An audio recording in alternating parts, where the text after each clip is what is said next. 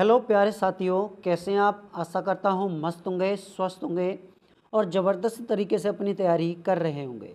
तो नमस्कार साथियों, मैं अभय आपके अपने YouTube channel study related Ram में आपका बहुत बहुत स्वागत करता हूँ। जैसा कि भाई आपको पता है कि आरपीएफ एसआई कांस्टेबल को बेस बनाकर हम रोज़ाना आपके लिए एक मॉडल पेपर जो कि आपका जीके जीएस का होता है उसको कवर करा रहे हैं। तो आज बेहतरीन मॉडल पेपर के साथ में आपके सामने आए हुए हैं। ठीक है, तो जो भी साथी जो भी भाई हमारे चैनल पर नया है, चैनल को सब्सक्राइब कर लें। बगल में जो बेल आइकन है, घंटी का निशान है, उसे ऑल पर क्लिक कर लें। अगर आपको इसका पीडीएफ चाहिए तो पीडीएफ हमारे टेलीग्राम चैनल पर मिल जाएगा और टेलीग्राम की लिंक वीडियो के डिस्क्रिप्शन में लगी हुई है।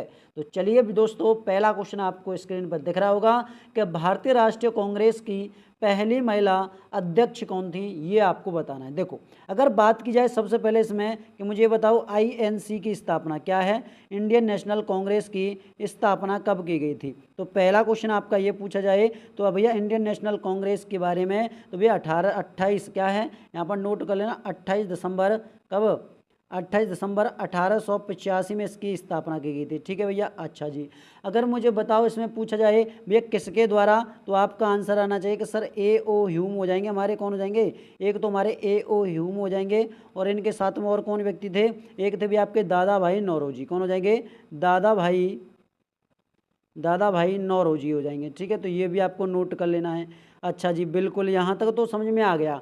अब समझना इसमें थोड़ी एक बात को, जैसे बात कर लें सरोजनी नायडू ने कौन सा किया था, तो सरोजनी नायडू ने भैया 1925 में, कब 1925 में, जो कि आपका कहाँ का हुआ था, कानपुर अधिवेशन हुआ था। ठीक है,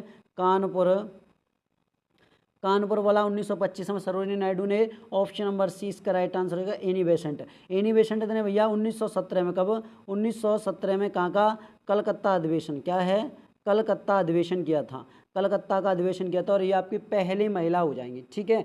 अच्छा, इसमें आपके इस तरह से क्वेश्चन बन जाए कि बता दो भैया आईएनसी के बारे में, आईएनसी की प्रथम बैठक कब हुई थी, प्रथम बैठक के बारे में कि प्रथम बैठक इंडियन नेशनल कांग्रेस की पहली बैठक कब होती है, तो आपका आंसर आना चाहिए कि सर हमारी इंडियन नेशनल कांग्रेस की पहली बैठक 28 दिसंबर को होती है। कब, 28 दिसंबर 1885 में होती है।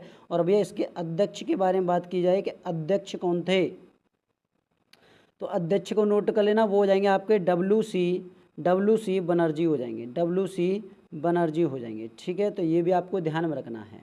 यहीं पर बात करें ये आपका अध्यक्ष कहाँ पर हुआ था भैया, अगर बात की जाए कि भैया इसकी अध्यक्षता कहाँ से की थी, तो मुंबई को नोट कर लेना। और आपसे पूछा जाए कि आपका एक कलकत्ता अधिवेशन है, क्या है, एक आपका कलकत्ता अधिवेशन है, कि भैया इसको और बता दो, कलकत्ता अधिवेशन ये कब होता है, तो भैया ये होता है हमारा 1886 में।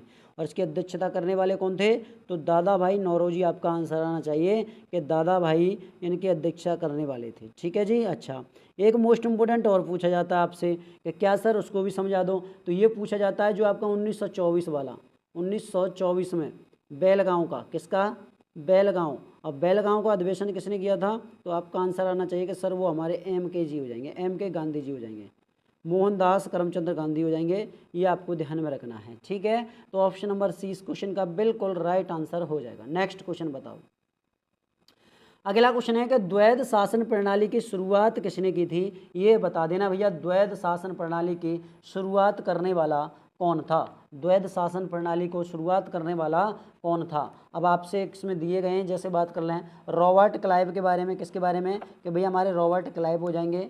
ठीक है, वॉरेन हेस्टिंग के बारे में बात की जाए, वॉरेन हेस्टिंग, लॉर्ड कॉर्नवालिस या फिर आपके लॉर्ड वेलेस्ली। देखो, अब इसमें बात की जा रही है द्वैध शासन के बारे में।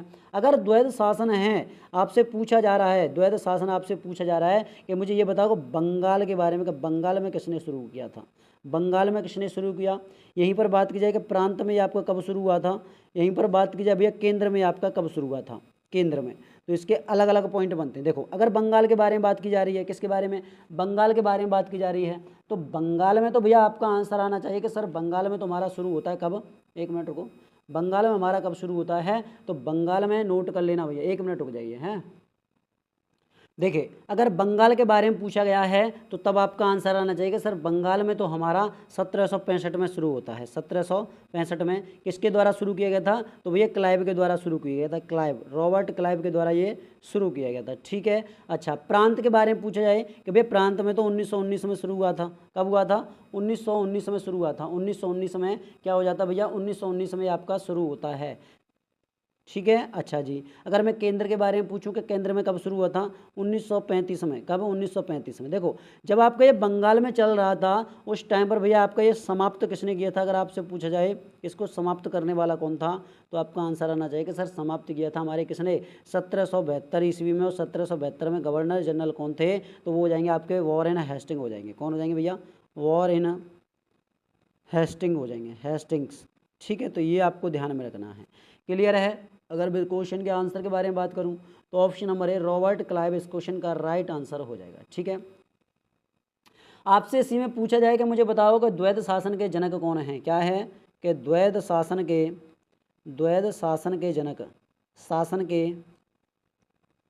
जनक के बारे में बात की जाए कि द्वैध शासन के जनक। अब इसमें आपसे क्वेश्चन दो तरह के बनेंगे। अगर पूछा जाए कि सामान्य जनक कौन है? क्या है? सामान्य जनक कौन है? सामान्य जनक, तो आपका आंसर अलग हो जाएगा। और आपसे पूछा जाए कि बंगाल में जनक कौन है? बंगाल में जनक कौन हो जाएंगे? देखो अलग अलग हैं और अलग अलग कैसे कैसे इसके आंसर आते हैं। देखो अगर आपसे सबसे पहले पूछा जाएगा बंगाल में जनक कौन है, तो आपका आंसर आना चाहिए रॉबर्ट क्लाइव हो जाएंगे। कौन हो जाएंगे? रॉबर्ट क्लाइव हो जाएंगे, बंगाल के जनक हो जाएंगे। ठीक है। अगर सामान्य जनक पूछा जा रहा है आपसे तो आपका आंसर आना चाहिए लियोनिलिथ। क्या है? निल आपका कार्टेज हो जाएंगे, कार्टेज। ठीक है, तो ये आपके अलग अलग पॉइंट हैं और अलग पूछे भी जाते हैं। ठीक है जी। चलो अगला क्वेश्चन बताओ। फिर अगला क्वेश्चन क्या है? अगला क्वेश्चन बोल रहा है कि पाकिस्तान की मांग को लेकर मुस्लिम लीग ने किस तारीख को प्रत्यक्ष कार्रवाई दिवस मनाया था? प्रत्यक्ष कार्रवाई दिवस मनाया था, तो ये मनाया था हमारा 16 अगस्त 1946 में मनाया था। 20 का राइट आंसर होगा। देखो अगर बात की जा रही है आपका, जैसे मुझे बताओ कि 16 अक्टूबर के बारे में, कि 16 अक्टूबर 1905 के बारे में। 16 अक्टूबर 1905 में कौन सा दिवस मनाया गया था? तो भैया आपके दो दिवस मनाए जाते हैं। पहला हो जाता है आपका कौन सा? शोक दिवस। पहला कौन सा हो जाएगा? एक हो जाएगा आपका शोक दिवस मनाया जाता है। और दूसरे दिवस के बारे में बात कर लें कि दूसरा दिवस कौन सा हो जाएगा, तो वो हो जाएगा आपका राखी दिवस हो जाएगा। कौन सा दिवस हो जाएगा? राखी दिवस हो जाएगा। तो ये दो दिवस कब मनाए गए? तो ये आपके 16 अक्टूबर 1905 में मनाए गए। ठीक है। अच्छा, आपसे पूछा जाए कि भैया मुक्ति दिवस को बताओ। किसको? हमारा एक मुक्ति दिवस है कि मुक्ति दिवस हमारा कब मनाया जाता है, कब मनाया गया था? तो मुक्ति दिवस हमारा 22 दिसंबर। कब भैया? 22 दिसंबर 1939 में आपका मुक्ति दिवस मनाया गया था। यहीं पर बात की जाए कि तिलक दिवस के बारे में। किसके बारे में? तिलक दिवस के बारे में कि तिलक दिवस कब मनाया गया था, तो आपका आंसर आना चाहिए सर तिलक दिवस तो हमारा 1 अगस्त 1942 में मनाया गया था। कब? 1 अगस्त 1942 में हमारा तिलक दिवस मनाया गया था। ये आपको नोट कर लेना है। ठीक है। हाँ जी, क्लियर है? 1942, यहाँ पर 42 कर लेना, तो 20 का राइट आंसर हो जाएगा। नेक्स्ट क्वेश्चन आपकी स्क्रीन पर है। अगला क्वेश्चन बताइएगा कि किस संविधान संशोधन अधिनियम द्वारा लोकसभा के कार्यकाल को 6 वर्ष से घटाकर 5 वर्ष कर दिया गया था? मतलब क्या है कि इसका पहले कार्यकाल 6 वर्ष था लेकिन 5 वर्ष कर दिया गया है। तो आपका आंसर आना चाहिए सर ऑप्शन नंबर सी है 44वां संविधान संशोधन इस क्वेश्चन का राइट आंसर होगा। इसमें कहा गया कि जो आपातकाल के समय लोकसभा का जो कार्यकाल एक बार में 1 वर्ष से बढ़ा सकते हैं, 1 वर्ष बढ़ा सकते हैं, इससे ज़्यादा नहीं बढ़ा सकते। अगर बात की जाए भैया इसी में बात कर लें 42वां संविधान संशोधन में क्या हुआ था, तो वो आपका 42वां संविधान संशोधन 1976 के तहत आपका भैया क्या किया गया था, जो 5 वर्ष से बढ़ाकर कितना कर दिया, 6 वर्ष कार्यकाल कर दिया था लोकसभा का। ठीक है, तो ये आपको नोट कर लेना है। चलो भैया अगला क्वेश्चन आपकी स्क्रीन पर है कि पटना स्थित गोलघर का निर्माण किस वर्ष में किया गया था? देखो अगर बात कर ली जा रही है, अगर मैं पूछ लूँ आपसे कि मुझे ये बता दो कि इसका निर्माण करने वाला कौन था, क्या है इसका निर्माण किसने कराया था? निर्माण, तो निर्माण करने वाला कौन था, तो आपका आंसर आना चाहिए जो गवर्नर जनरल हो जाएंगे आपके वॉरेन हेस्टिंग हो जाएंगे। कौन हो जाएंगे भाई? वॉरेन हेस्टिंग्स हो जाएंगे, हेस्टिंग्स। तो इन्होंने इसका निर्माण कराया था। ठीक है। अच्छा जी, अगर पूछा जाए गोल घर का क्या है, जो हमारा जो गोल घर है इसका मतलब क्या है, निर्माण किस लिए कराया था, उद्देश्य क्या था? इसका उद्देश्य था आपका अनाज भंडारण। क्या है? अनाज भंडारण, ठीक है, अनाज का जो भंडार करेगा वो अब आपका यहीं पर होगा, ठीक है। अच्छा, बात कर ली जाए इसी में इस क्वेश्चन के आंसर के बारे में, तो ऑप्शन नंबर ए 1784 में शुरू हुआ था। अगर मैं समाप्त के बारे में बात करूँ कि इसका निर्माण कब समाप्त हुआ, तो निर्माण को नोट कर लेना, 2 वर्ष बाद 1786 में इसका निर्माण खत्म हो जाता है, ठीक है। अच्छा, इसी में बात की जाए कि 1784 में क्या है, 1784 में और क्या हुआ था, तो 1784 को नोट कर लेना, एशियाटिक क्या है, एशियाटिक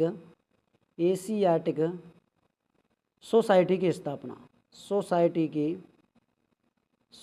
की स्थापना, ठीक है। तो ये भी आपको ध्यान में रखना है, ये भी आपको ध्यान में रखना है। चलो अगला क्वेश्चन बताइएगा फिर कि पटना उच्च न्यायालय की स्थापना किस वर्ष की गई थी, पटना उच्च न्यायालय की स्थापना किस वर्ष की गई थी, तो तब आपका आंसर आना चाहिए ऑप्शन नंबर डी 1916। इस क्वेश्चन का राइट आंसर हो जाएगा। देखो, अगर बात कर ली जा रही है कि पटना विश्वविद्यालय के बारे में, तो मुझे ये बताओ कि हमारा एक पटना विश्वविद्यालय है, पटना विश्वविद्यालय है कि इसकी स्थापना कब की गई थी, तो तब आपका आंसर आना चाहिए 1917 में। सर कितने में, 1917 में इसकी स्थापना की गई थी। और 1916 को नोट कर लेना, जो आप BHU बताते हो ना, BHU की स्थापना, बनारस हिंदू यूनिवर्सिटी विश्वविद्यालय की स्थापना, तो आपकी कब हुई थी भैया, 1916 में होती है। संस्थापक के बारे में बात की जाए कि संस्थापक कौन हो जाएंगे BHU के, तो मदन मोहन मालवीय इसके राइट आंसर हो जाएगा। कौन हो जाएंगे, मदन मोहन मालवीय इसके आंसर हो जाएगा, ठीक है। MMM इसका राइट आंसर है। अच्छा, इसी में बात की जाए इसका उद्घाटन किसने किया था, अगर पूछा जाए कि BHU का है, BHU का उद्घाटन करने वाला कौन था, तो आपका आंसर आना चाहिए कि सर BHU का उद्घाटन आपके हॉर्डिंग द्वारा की गई थी। किसके द्वारा, हॉर्डिंग द्वितीय द्वारा की गई थी, हॉर्डिंग द्वितीय द्वारा की गई थी, ठीक है। तो ये आपको ध्यान में रखना है। चलो 1916 में आपका क्या हुआ था, 1916 में क्या होता है भैया, 1916 में आपका लखनऊ अधिवेशन होता है। क्या होता है, लखनऊ अधिवेशन होता है, ठीक है। तो ये भी आपको ध्यान में रखना है। और इसी को हम लखनऊ पैक्ट भी कहा जाता है। क्या कहा जाता है, लखनऊ पैक्ट भी कहते हैं, लखनऊ पैक्ट भी इसको कहा जाता है, ठीक है जी। आगे बढ़ें, चलो आगे चलते हैं। अगला क्वेश्चन बताओ, क्या सतपुड़ा श्रेणी की सबसे ऊंची चोटी कौन सी है, तो सतपुड़ा श्रेणी के गुरु शिखर, धूपगढ़, पंचमढ़ी या महेंद्रगिरी। देखो, अगर बात की जाए भैया किसके बारे में, कि जैसे आपसे गुरु शिखर किसकी है, तो गुरु शिखर तो हो जाएगी आपकी अरावली की सबसे ऊंची चोटी है, अरावली पर्वत की सबसे ऊंची चोटी आपकी कौन सी हो जाएगी, गुरु शिखर हो जाएगी। इस क्वेश्चन का आंसर हमारा ऑप्शन नंबर बी हो जाएगा, धूपगढ़ इस क्वेश्चन का सही जवाब है। देखो, अगर आपसे पूछ जाए कि विंध्य पर्वत है, क्या है, विंध्य पर्वत है, कि विंध्य पर्वत की सबसे ऊंची चोटी कौन सी है, तब आपका आंसर आना चाहिए कि सर हमारी वो तो ऊंची चोटी सद्भावना है। कौन सी भाई, सद्भावना सबसे ऊंची चोटी है, ठीक है। अच्छा जी, इसमें मैकाल पर्वत के बारे में पूछा जाए कि मैकाल पर्वत है हमारा, कि मैकाल पर्वत की सबसे ऊंची चोटी कौन सी हो जाएगी, तो आपका आंसर आना चाहिए कि सर वो तो हमारी अमरकंटक है। क्या है, अमरकंटक है, ठीक है, अमरकंटक हो जाएगी। तो ये आपको ध्यान में रखना है। ऑप्शन नंबर 20 क्वेश्चन का बिल्कुल राइट आंसर हो जाएगा। चलो अगला क्वेश्चन है, भारत का सबसे गहरा बंदरगाह कौन सा है, भारत का सबसे गहरा बंदरगाह कौन सा है, तो तब आपका आंसर आना चाहिए सर ऑप्शन नंबर बी हो जाएगा, विजयग बंदरगाह। और इसी को किस नाम से जाना जाता है, तो विशाखापत्तनम के नाम से जानते हैं। किस नाम से, विशाखापत्तनम के नाम से जाना जाता है। तो ये आपको ध्यान में रखना है, ठीक है। अच्छा, पूछा जाए कि सबसे कृत्रिम बंदरगाह क्या है, यहाँ पर आप नोट कर लेना, यहाँ पर आप नोट कर लेना। अगर बंदरगाह के बारे में पूछा जा रहा है तो देखो किस तरह से आपके क्वेश्चन बनेंगे। सबसे पहला बनेगा तो भैया कृत्रिम बंदरगाह, कृत्रिम बंदरगाह कौन सा है, कृत्रिम बंदरगाह, ठीक है, कृत्रिम बंदरगाह कौन सा है पहला। इसी में बात की जाए आपसे दूसरा पूछ लिया जाएगा कि यहाँ पर राष्ट्रीय बंदरगाह कितने हैं, तो अंतर्राष्ट्रीय बंदरगाह कितने भैया, ये तो हो जाएंगे हमारे कितने 13 हैं। और भैया कृत्रिम बंदरगाह कौन सा है, तो चेन्नई हो जाएगा। कौन सा हो जाएगा, चेन्नई हो जाएगा, ठीक है। तो ये भी आपको ध्यान में रखना है। तो ऑप्शन नंबर 20 क्वेश्चन का राइट आंसर हो जाएगा। और सबसे छोटा कौन सा, सबसे बड़ा कौन सा है, तो मुंबई हो जाएगा। मुंबई सबसे बड़ा है। और सबसे छोटे के बारे में बात करें कि सबसे छोटा कौन सा हो जाएगा, तो पोर्ट ब्लेयर हो जाएगा। कौन सा हो जाएगा, पोर्ट ब्लेयर हो जाएगा, ठीक है जी। तो ये भी आपको ध्यान में रखना है। चलो अगला क्वेश्चन है कि चमेरा बांध किस राज्य अथवा केंद्र शासित प्रदेश में स्थित है, तो भैया देखो नोट कर लेना इसको। ऑप्शन नंबर सी हो जाएगा, हिमाचल प्रदेश। अगर मैं नदी के बारे में पूछता हूँ कि नदी कौन सी हो जाएगी, क्या है कि किस नदी पर बना हुआ है, तो नदी होनी चाहिए आपकी रावी नदी। आपका आंसर आना चाहिए कि रावी नदी हो जाएगी, रावी नदी पर है, ठीक है जी, हाँ जी। यहीं पर बात की जाए रावी नदी पर और एक आपका बना हुआ है, जैसे रंजीत के बारे में बात कर लें, रंजीत के बारे में बात की जाए, या फिर बात कर लें हम किसके बारे में, थीन सागर के बारे में, थीन सागर हो जाएगा। तो रंजीत और थीन सागर आपके किस पर बने हुए हैं, ये भी आपके रावी नदी पर बने हैं, तो सी इसका राइट आंसर हो जाएगा। नेक्स्ट क्वेश्चन आपके लिए ये रहा, निम्नलिखित में से कौन आंतरिक ग्रह नहीं है। देखो अब आंतरिक ग्रह कौन सा है, तो इसको नोट कर लेना कि भैया आंतरिक क्या है, आंतरिक ग्रह है कौन कौन से हो जाएंगे। देखो क्योंकि ये क्वेश्चन पूछा जाता है, तो आंतरिक ग्रह हो जाता है आपका एक बुध, कौन सा हो जाएगा, बुध हो जाएगा। शुक्र के बारे में बात करें, शुक्र हो जाएगा। पृथ्वी के बारे में बात कर ली जाए, पृथ्वी हो जाएगी। और आपका कौन सा है, मंगल हो जाएगा। कौन सा है, मंगल हो जाएगा। तो ये तो आपके आंतरिक ग्रह हैं। अगर मैं बाह्य ग्रह के बारे में बात करूँ, बाह्य ग्रह के बारे में कि बाह्य ग्रह कौन से हैं, तो तब आपका आंसर बदल जाना चाहिए कि भैया जी बाह्य ग्रह तो हमारा एक तो बृहस्पति है, क्या है, एक तो हमारा बृहस्पति हो जाएगा। ठीक है, यहीं पर आगे बढ़ेंगे, एक हमारा शनि हो जाएगा, एक हमारा शनि हो जाएगा, एक हमारा अरुण हो जाएगा, अरुण हो जाएगा, एक हमारा वरुण हो जाएगा। तो ये हमारे बाह्यतम ग्रह हैं और वो हमारे अंतरिम ग्रह हैं। ठीक है, तो इस क्वेश्चन के जब आंसर के बारे में बात करूं तो ऑप्शन नंबर डी बृहस्पति इस क्वेश्चन का बिल्कुल राइट आंसर है। ठीक है जी, चलो अगला क्वेश्चन है कि गंगा नदी को बांग्लादेश में किस नाम से जाना जाता है। देखो अगर मैं बात करता हूँ ब्रह्मपुत्र के बारे में, किसके बारे में, कि ब्रह्मपुत्र नदी है भैया, इसको बताओ क्या ब्रह्मपुत्र नदी है। और ब्रह्मपुत्र नदी को अगर पूछी जा रही है आपसे, मुझे ये बता दो कि चीन में किस नाम से जाना जाता है। चीन में, तो चीन में भैया इसको नाम से जानते हैं सांगपो, क्या है, सांगपो, सांगपो के नाम से जाना जाता है चीन में। यहीं पर बात की जाए अरुणाचल प्रदेश एपी में किस नाम से जानते हैं, एपी में भैया आपका देहांग के नाम से जाना जाता है। किस नाम से, देहांग नदी, देहांग नदी के नाम से जाना जाता है। यहीं पर बात करें बांग्लादेश के बारे में कि भैया जी बांग्लादेश में, बांग्लादेश में किस नाम से जानते हैं, तो अब आपका आंसर आना चाहिए कि सर इसको तो हम जमुना के नाम से जानते हैं, जमुना नदी के नाम से जाना जाता है। इस क्वेश्चन का आंसर हो जाएगा हमारा ऑप्शन नंबर ए, पद्मा इस क्वेश्चन का राइट आंसर हो जाएगा। ठीक है जी, चलो अगला क्वेश्चन बोल रहा है आपका कि वर्तमान में भारतीय संविधान में कुल कितनी अनुसूचियां हैं। तो देखो अगर मैं अनुसूचियों के बारे में बात करूं तो 12 अनुसूचियां वर्तमान में, ये आपके मूल संविधान में थी। कितनी थी मूल संविधान में, तो मूल संविधान में आपकी 8 थी। कितनी थी भैया, 8 थी।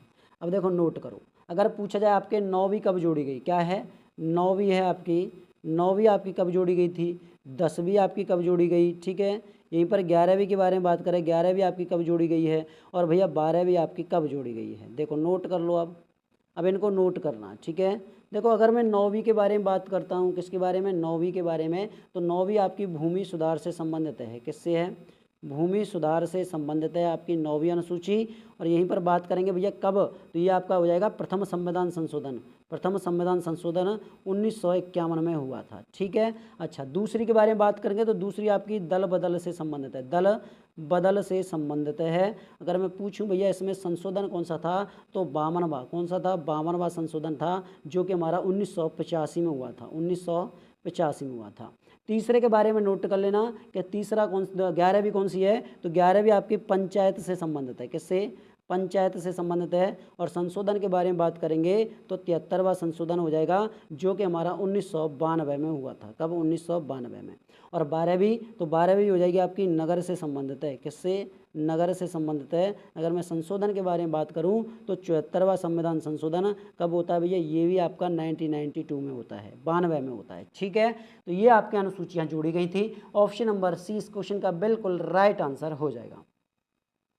अगला क्वेश्चन बताइएगा, भारत के संविधान के निम्नलिखित में से अनुच्छेद में राज्यपाल की शपथ प्रारूप दिया गया है। बताओ भैया जी।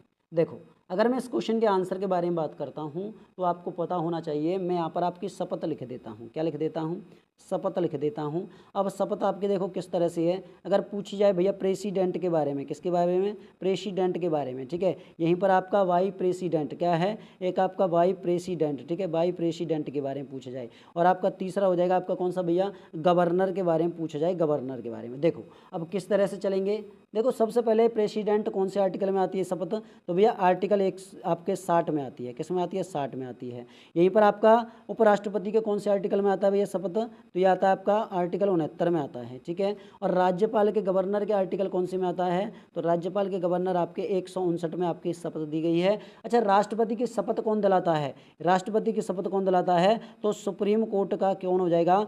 चीफ जस्टिस हो जाएगा, चीफ जस्टिस, ठीक है। अच्छा जी, अगर बात की जाए वाइस प्रेसिडेंट है, इसको कौन शपथ दिलाता है? तो भैया वो दिलाते हैं आपके प्रेसिडेंट दिलाते हैं, ठीक है। यहीं पर बात करेंगे भैया गवर्नर को, तो हाई कोर्ट का क्या है? हाई कोर्ट का चीफ जस्टिस बनाता है, मतलब दिलाता है। तो ये आपको ध्यान में रखना है, राज्यपाल, राष्ट्रपति और आपके उपराष्ट्रपति। देखो अब बात कर ली जाए इसमें आर्टिकल 155 किससे संबंधित है? तो राज्यपाल जो आपकी नियुक्ति की जाएगी, क्या है?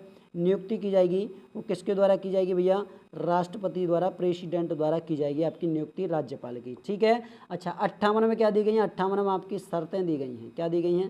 शर्तें दी गई हैं। और 154 के बारे में बात करें, इसमें आपके राज्यपाल की जो शक्तियां हैं, शक्तियां आपके आर्टिकल 154 में दी गई हैं, ठीक है। तो ऑप्शन नंबर सी इस क्वेश्चन का बिल्कुल राइट आंसर होगा, ठीक है जी। चलो भैया अगला क्वेश्चन बताओ। अगला क्वेश्चन क्या है? प्रधानमंत्री के पद धारण करने के लिए न्यूनतम आयु सीमा क्या है? देखो अगर आपसे पूछा जाए कि जैसे मुझे बताओ, अगर प्रेसिडेंट के बारे में बात हो रही है, प्रेसिडेंट हो जाए, या फिर बात करें भैया वाइस प्रेसिडेंट के बारे में कि वाइस प्रेसिडेंट हो जाएगा, या फिर बात की जाए गवर्नर के बारे में, इनके लिए भैया आयु कितनी होनी चाहिए? तो इन सब के लिए आयु आपकी 35 वर्ष होनी चाहिए। तब तो आप भैया क्या है? गवर्नर, राष्ट्रपति, उपराष्ट्रपति बन सकते हो। यहीं पर बात करूँ मैं लोकसभा के बारे में, क्या है? हाँ सॉरी, लोकसभा नहीं है, राज्यसभा के बारे में। किसके बारे में?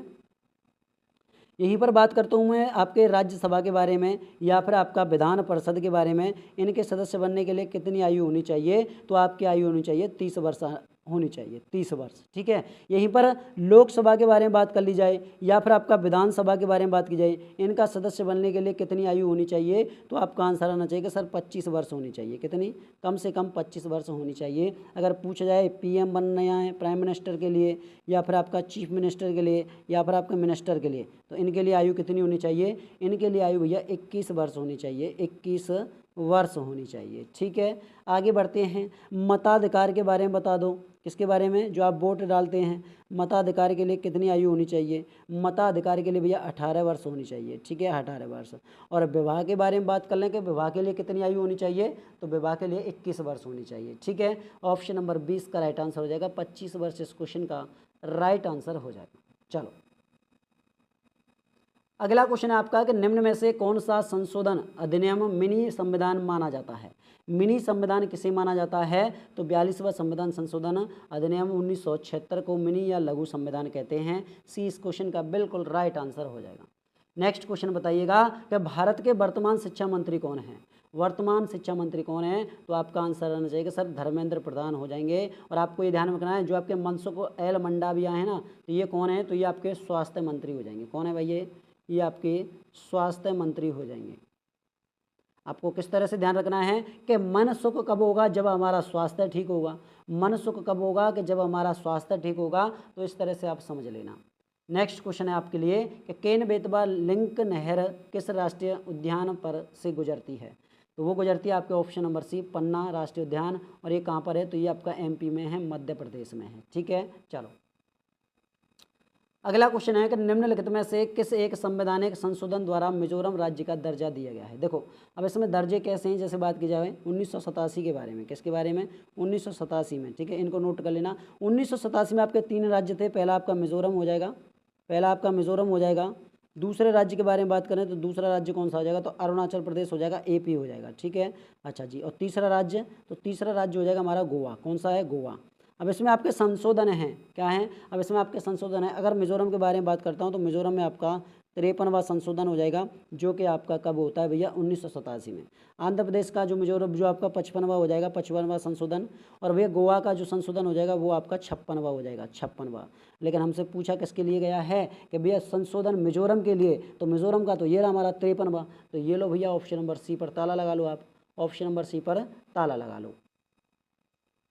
अगला क्वेश्चन बताइएगा कि 2022 में नीति आयोग का नया उपाध्यक्ष किसे नियुक्त किया गया है? नीति आयोग का नया उपाध्यक्ष तो सुमन बेरी को किया गया है। ये आपको ध्यान रखना है। आपको बताना है कि ये आपकी जो नीति आयोग है, क्या है? नीति आयोग है, नीति आयोग की स्थापना कब हुई थी? नीति आयोग की स्थापना कब होती है, तो तब आपका आंसर आना चाहिए कि सर 1 जनवरी 2015 में, 1 जनवरी 2015 में इसकी स्थापना हो जाती है। इसी में बात करें भैया CEO कौन है, CEO कौन हो जाएंगे, तो VVR सुब्रमण्यम, ठीक है, सुब्रमण्यम, ठीक है, VVR सुब्रमण्यम हो जाएंगे, ठीक है जी, बहुत बढ़िया। चलो इसी में बात की जाए कि आपका नीति आयोग है क्या है, ये आपका गैर संवैधानिक निकाय है, क्या है ये आपका गैर संवैधानिक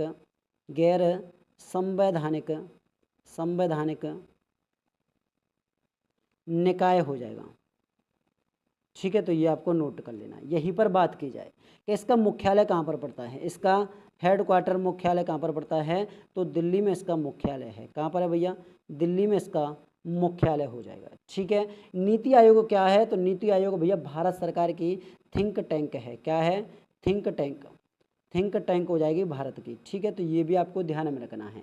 नीति आयोग के प्रथम अध्यक्ष के बारे में बात की जाए कि भैया क्या है कि प्रथम अध्यक्ष कौन है, तो आपका आंसर आना चाहिए कि प्रथम अध्यक्ष आपके PM नरेंद्र मोदी जी हो जाएंगे। कौन हो जाएंगे, PM कौन हो जाएंगे, प्रथम अध्यक्ष तो नरेंद्र मोदी जी हो जाएंगे। पहले अध्यक्ष आपके कौन होते हैं, तो भैया आपके मोदी हैं, क्योंकि आपको पता है कि नीति आयोग के अध्यक्ष कौन होते हैं, तो भैया प्रधानमंत्री होते हैं, ठीक है। चलो अगला क्वेश्चन आपकी स्क्रीन पर है कि भारत के chief of defence staff CDS कौन है, तो बता दो भैया इस क्वेश्चन का राइट आंसर क्या हो जाएगा। देखो अगर मैं इस क्वेश्चन के आंसर के बारे में बात करता हूं तो ऑप्शन नंबर डी जनरल आपके अनिल चौहान हैं, और भैया जनरल बिपिन रावत आपके पहले हो जाएंगे, प्रथम हो जाएंगे आपके, ठीक है। चलो आपसे पूछा जाए, मुझे बताओ कि भैया क्या है थल सेना अध्यक्ष कौन है, क्या है थल सेना अध्यक्ष कौन है, थल सेना अध्यक्ष कौन हो जाएंगे, तो आपका आंसर आना चाहिए कि सर थल सेना अध्यक्ष तो हमारे कौन है, तो उपेंद्र द्विवेदी हैं। कौन हो जाएंगे, उपेंद्र द्विवेदी हो जाएंगे, द्विवेदी। और उपेंद्र द्विवेदी कौन से नंबर के हैं, तो भैया ये आपके 30वें नंबर के हो जाएंगे। यहीं पर बात करें नौसेना अध्यक्ष कौन है, नौसेना अध्यक्ष कौन है, तो नौसेना अध्यक्ष के बारे में नोट कर लेना, ये हो जाएंगे आपके दिनेश कुमार। कौन है, दिनेश कुमार त्रिपाठी हो जाएंगे, त्रिपाठी, ठीक है। तो कौन से नंबर के हैं, ये आपके 26वें नंबर के बने हैं। कौन से नंबर के, 26वें नंबर के हैं। यहीं पर आपसे पूछा जाए कि बताओ भैया वायुसेना अध्यक्ष कौन है, इसको और बता दो वायुसेना अध्यक्ष के बारे में कि वायुसेना अध्यक्ष कौन है, तब आपका आंसर आना चाहिए कि सर वायुसेना अध्यक्ष तो हमारे VR चौधरी हो जाएंगे, VR चौधरी हो जाएंगे, ठीक है। तो ये आपको नोट कर लेना है कौन से नंबर के हैं, तो ये आपके 27वें नंबर के हैं। नेक्स्ट क्वेश्चन बताओ। अगला क्वेश्चन आपकी स्क्रीन पर है कि किस संविधान संशोधन अधिनियम द्वारा लोकसभा तथा विधानसभा की सीटों की संख्या में 2026 तक कोई परिवर्तन न करने का प्रावधान किया गया है, तो ऑप्शन नंबर बी आना चाहिए 84वां संविधान संशोधन 2001, ठीक है। चलो अगला क्वेश्चन है 1971 के युद्ध के दौरान किस ऑपरेशन ने पाकिस्तानी सेना ने पश्चिमी बेड़े को पंगु बना दिया था, तो वो बना दिया था आपका ऑपरेशन ट्राइटेंट, ठीक है, ट्राइटेंट। ऑप्शन नंबर बी इस क्वेश्चन का राइट आंसर हो जाएगा। नेक्स्ट क्वेश्चन आपकी स्क्रीन पर है कि 27 नवंबर 2023 को न्यूजीलैंड के प्रधानमंत्री के रूप में किसने शपथ ली है, तो वो लिया आपके क्या, क्रिस्टोफर आपका लक्सन इस क्वेश्चन का राइट आंसर हो जाएगा, ठीक है। चलो अगला क्वेश्चन आपकी स्क्रीन पर है। अगला क्वेश्चन है कि किस संविधान संशोधन अधिनियम द्वारा अनुसूचित जनजातियां एक पृथक राष्ट्रीय आयोग की स्थापना का प्रावधान किया गया है, तो वो हो जाएगा हमारा ऑप्शन नंबर बी 89वां संविधान संशोधन, जो कि आपका 2003 में हुआ था, 2003 में हुआ था, ठीक है। और इसमें आपका एक अनुच्छेद जोड़ा गया था, आपका 338 अनुच्छेद ए जोड़ा गया था। चलो अगला क्वेश्चन है थावे महोत्सव का आयोजन कहाँ किया गया था, और इस क्वेश्चन का आंसर आपको कमेंट बॉक्स में बताना है कि इस क्वेश्चन का आंसर क्या हो जाएगा। इस क्वेश्चन का आंसर कहाँ पर, कमेंट बॉक्स में बता देना है, ठीक है जी। हाँ जी, अगर आपको इसका PDF चाहिए तो PDF हमारे टेलीग्राम चैनल पर मिल जाएगा, और टेलीग्राम चैनल की लिंक वीडियो के डिस्क्रिप्शन में लगी हुई है। तो मिलते हैं भाई नेक्स्ट वीडियो में, तब तक के लिए जय हिंद दोस्तों, जय भारत।